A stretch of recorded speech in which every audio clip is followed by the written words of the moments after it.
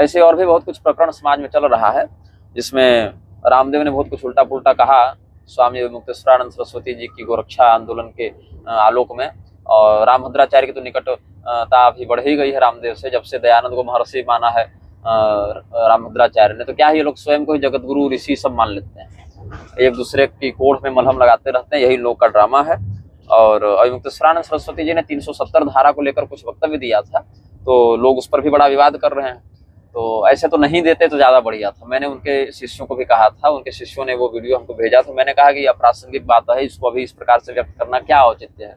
पहले भी अतीक अहमद इत्यादि विषय में कुछ बोल ही चुके हैं, जो कि शंकराचार्य के विषय मतलब का विषय नहीं है, और मतलब भी रहे तो उस अन्य विधान से कहते, उसमें आप कोर्ट की प्रतिष्ठा चली जाएगी, ये चली जाएगी, वो सब बोलने का कोई औचित्य नहीं है। लेकिन ठीक है, स्वभाव है उनका, तो बोलते हैं और विवाद में पड़ते हैं, फिर झगड़ा होता है, झंझट होता है, तो ये शोभनीय हम नहीं समझते।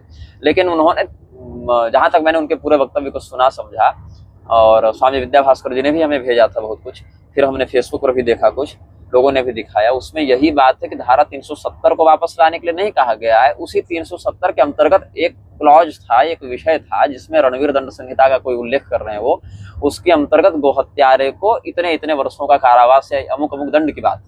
उन्होंने कहा कि 370 आपने हटाया, उससे ये भी हट गया है, क्योंकि उसी का एक अंगीभूत कानून था, तो अंगभूत होने से वो कानून हटा, तो ये भी हट गया। तो उसमें से केवल जो गो हत्या के विरुद्ध जो दंड विधान लाया गया था, उसको आप केवल लागू कर दीजिए। तो पहले 370 कानून था, उसके अंतर्गत एक जो गौहत्यारे वाला जो क्लॉज था, रणवीर दंड संहिता जिसको कहते थे, या जो भी था, उसको केवल लाइए वापस, ये उनके कहने का उद्देश्य था। लेकिन क्या है कि रामदेव और भाजपा और संघ और अन्य जो राजनीतिक दल वाले उनके विपक्ष में बोलने का स्वभाव रखते हैं, वो विवाद करते रहते हैं।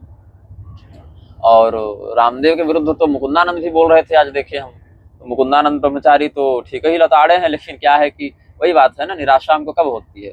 रामदेव के विरुद्ध आपने इससे पहले कुछ नहीं कहा, क्योंकि उन्होंने क्या होता, उसने आपके गुरु के विषय में कुछ नहीं कहा, और जब उसने आपके गुरु के विषय में कहा तो फिर आपने भी पलटवार किया। जबकि ये भी आपने कहा कि भाई पहले हमारे व्यक्तिगत संबंध थे, और आज कह रहे तुम्हारे समाजी हो, तो भैया आर्य समाजी था तो आप तो पहले से जानते होंगे, तो व्यक्तिगत संबंध रखे ही क्यों थे।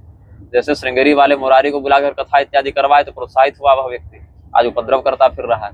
वैसे रामदेव को कैसे प्रोत्साहन मिला, आप ही लोगों के संगति में उठते बैठते प्रोत्साहित होते कि यहाँ हम भी कुछ हैं, अपने आप को स्वामी लिखने लगा, ऋषि लिखने लगा, मलुक पीठाधीश्वर के यहाँ आता जाता रहा, मलुक पीठ वाले उसको ऋषि कह के प्रचारित करते, उसके चरणों में ब्राह्मणों को बैठाते रहे, तो इससे क्या होगा लाभ, इससे तो उपद्रव ही बढ़ेगा ना।